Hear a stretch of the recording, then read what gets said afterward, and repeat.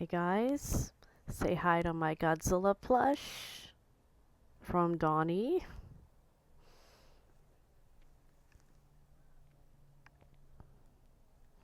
Anyway, um, I want to talk about how I see too many people trying to claim that someone they saw on the internet is faking autism. Okay, for starters, diagnosed autistic. I'll be 45 years old in July. I was diagnosed 30 years ago when I was 15. Okay, in 1995. So 30 years. 30 years. I hope I did that math right. I think I did. I'm not a math person, but there's so many people that see someone making videos about autism that they describe as cringy or embarrassing, and it's like, okay, you've seen a 10-second, 30-second, 60-second snapshot of a person's life. Do you live in their house? No. Then you don't know what happens all the other times when the camera isn't rolling. You don't know if they're in their room having a meltdown. You don't know if they're stimming, if they're anxious, if they're worrying about how they come across socially. You don't know. So to assume that just because someone dresses like a manic pixie dream girl must mean they are faking their disorder. Just don't. If their videos aggravate you so much, just click the X and flick the app off your screen, okay? The reason I say this is because fake claiming really will hurt everyone, no matter what. I don't care if you think it's obviously fake, it may not be. That may be how they present. I mean, you don't know it. Unless you are like a relative that lives in the house and knows every moment of their life, you cannot claim anyone is faking any kind of disorder. Unless you see someone in a wheelchair stand up and jump around and dance without any kind of pain or something, they claim chronic pain. Unless you live with them and you know that as soon as they turn the camera off, they go back to being not autistic, unless you can say you live with them every second, you really cannot be sure if they're faking or not. And I'll tell you what, autistic people, us, we get hated for who we are, for just existing as we are. So if an autistic person has traits that they want to play up because they think it makes them cute and quirky and weird, so what? So what? I know not everyone has the quirky fairy kind of autistic traits. I do sometimes, but not always. With my PTSD, my depression, my anxiety, with all that going on, I'm not a lot of fun right now. But when things are good, I can be a little butterfly. I want to tell you a story about my life. Okay, when I was a little kid, yes, I am stimming. When I was a little kid, I spent most of my childhood getting poked and prodded and examined by doctors and getting blood drawn, getting x-rays, getting MRIs, people just trying to figure out why I was the way I was. And autism was never really on the table because I was a girl. I'm a cisgender, asexual, sex repulsed woman. Okay? So, I'm a queer, but I'm not trans. People have mistaken me for trans because I am quite flat chested, but I'll get to why. But I am a cisgender woman. I've got my really, really, really, really, really long hair here. I'm sitting on it. It's so long. It's down to my knees. It's ridiculous. I've got like Rapunzel going on here. But I spent my childhood getting all these tests, and I had to see an endocrinologist doctor named Dr. Buckingham, and no, not Lindsay Buckingham of Fleetwood Mac either, but Dr. Buckingham, and my mom was always in the room, and I hated going to see him because he would want to see my breasts and my vulva, and he would squeeze them because he was looking for the fat development. And he even showed me, he's like, put your hand here and squeeze, and you feel that disc. And I'm like, yeah. And he's like, I'm looking for that to grow. And I'm like, I don't like it. And he's like, I know, but I'm a doctor, and I have to do this to see how you're growing. And then he would look at my vulva, he would look at the outside of it first, looking for pubic hair.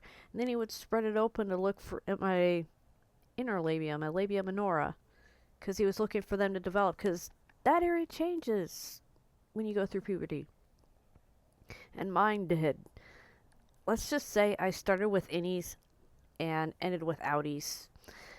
Anyway, I did not start to get pubic hair until I was 13, by the way. Just saying.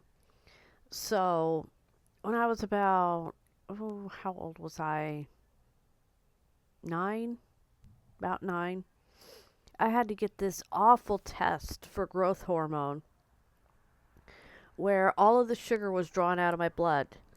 And, I got so much respect for diabetic people who have these crashes because holy cow, I could not open my eyes, I could not pick up my head. My mom had to squeeze my hand to keep me conscious because if I went to sleep they would have to give me glucose and the test would have been for nothing. But they got the blood sample they needed, but it took forever. And I felt so bad, but they gave me a beef sandwich after, and that was the best beef sandwich I ever ate in my whole life. And after all of that, excuse me, after all of that, my growth hormone levels were perfectly normal. My pituitary gland was perfectly normal. They could not explain why I was in the same size clothes from age 6 to age 9. And then somewhere around age 10, I started to have a growth spurt. Just out of nowhere, just started to have a growth spurt. Went from 4 feet tall to 4'5", and then in a couple more years, I went from 4'5" to 4'9", and then another year, I went from 4'9" to 5'1", which is where I am. So 5'1". I weigh 80 pounds, even though I eat. But look at my arms. I am a toothpick. Okay, I am a tiny little, skinny little person. Okay, I weigh 80 pounds. Sometimes 82, 83. It depends on the time of the month, because that does make me gain some weight. And I get some boobies, but then they disappear again. But anyway, so the endocrinologist, when I began to show signs of puberty, he's like, well, she's developing, so I didn't need to keep going to him. And I went to a child psychologist when I was 9, Dr. Murphy, and he would always talk to me about school and stuff and just have conversations with me. And I didn't understand why I was there and why I had to talk to this strange man, but he would ask me how I'm feeling, and we would play checkers and chess, and sometimes he would cheat on purpose and wait for me to notice. And I finally did after like the 3rd session. And I'm like, you're cheating. And he's like, I was waiting for you to notice. And anyway, but as a kid, I did not have the language to say that he was a man. My dad is a man. My dad is my emotional abuser.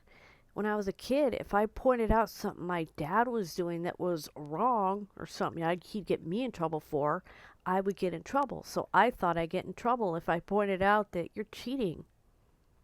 So I didn't, but I finally got annoyed with the cheating, and I pointed it out, and he's like, oh, good, and he didn't get mad. But anyway, after seeing this child psychologist for a while, we eventually had to stop because insurance nonsense, but he diagnosed me with ADHD and oppositional defiant disorder, which I did not have. but that's what he diagnosed me with. And so that was the diagnosis for me from about 9 till around 15. And when I was 15, I started seeing a psychologist again, Dr. Pamela Berg. I remember her full name. She was really good. I could talk to her about so many things and everything. And, she would talk to my parents, but she wouldn't tell them exactly what I said. But she did have to tell them what we discussed. And if I had any kind of intent to harm or kill myself or anyone else, she would have to tell, but I never did. I mean, I did self-harm, but I didn't tell her that because I was ashamed of it. I quit when I was 18, but I digress. It was a woman who put all of these symptoms together. She looked at all of my records, talked to me, had me go through a whole bunch of tests that were so boring and frustrating for me. And it was after all of that that I was diagnosed as autistic at the age of 15. So, autism is easily missed in people that don't know what to look for or only have a stereotyped view of what autism is. It affects your senses and your communication and how you relate to others. And those are core traits of autism. So, and they may show more in some places than others. It's just everybody is different. And look at me petting Godzilla. But it's to assume from a 45-second TikTok that someone's diagnosis is ridiculous. If you think someone's faking, just turn off the video and go find videos by people are diagnosed autistic instead of taking a shit on people who might already be struggling and trying to do one thing that feels good. Because I'll tell you what, it feels like crap. I've been fake claimed and I know how it feels. And I had to show my paperwork with my private info blurred out, but I showed my paperwork and I'm like, shut up. Here's your proof. And nobody deserves to have to feel like that. So if you don't know, just close the video and do something else. Because fake claiming hurts everybody. Diagnosed or not, it hurts everybody. And honestly, people that may be faking, they could be, who knows? I know there's a lot of Tourette's fakeness out there, but again, because I don't have the disorder, I don't judge, and I don't assume anything about whether it's real or not. If I feel like it's fake, I just close the video. But honestly, all autistic people get harmed with fake claiming because, like I said, from a 45-second to 1-minute video, how can you know someone's whole life? But I just told you the story of mine. And I'm here squeezing Godzilla for the pressure and proprioception. So, maybe it's just I'm just an old fart here, but if I don't got nice things to say to somebody, most of the time I just don't say anything. But if someone's being an actual jerk, then I don't feel too bad about being rude to them and being like, yo, shut up. Because, God knows on Twitter I used to call out all kinds of TERFs and bigots. And I do it on Blue Sky too sometimes. But anyway, this fake claiming stuff, can you knock it off, please? Because you just don't know. Oh yeah. Say goodnight to Godzilla.